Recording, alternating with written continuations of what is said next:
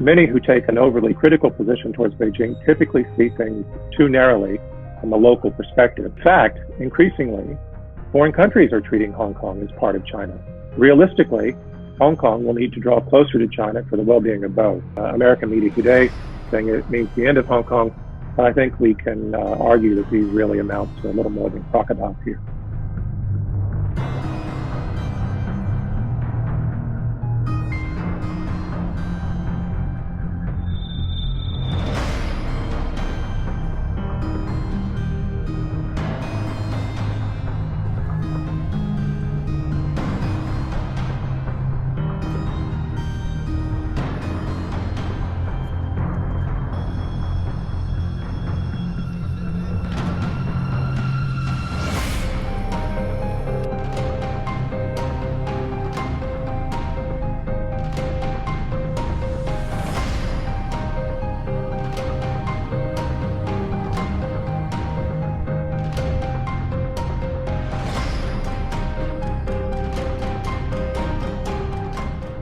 Hong Kong become bridges between China and the outside world. Hong Kong is still one of the largest financial centers in the world. Chinese consumer spending in Hong Kong has really supported Hong Kong prosperity.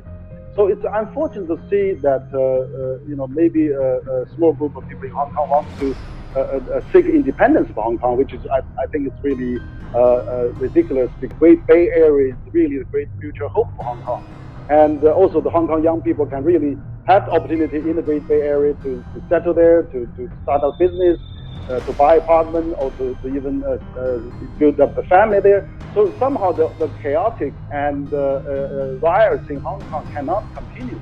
So somehow, the government has to do something, and also Parliament has to really pass some resolution.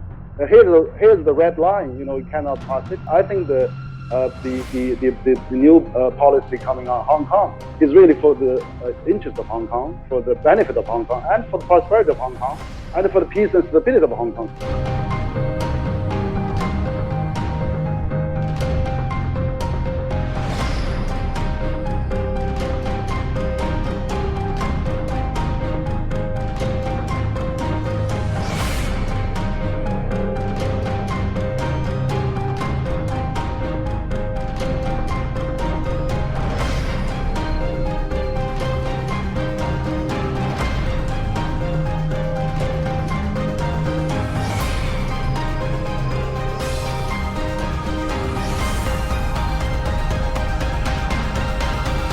There's always been sort of this apocalyptic stance towards China, about China taking over Hong Kong.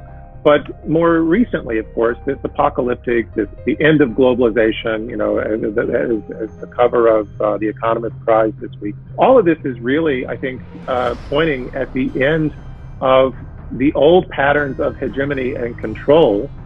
But at the same time, what we see conversely, and this is a very strange phenomenon, is that increasingly the United States and China actually have a lot more in common with each other, in terms of their younger generations, in terms of how technology is transforming society, how culture is working.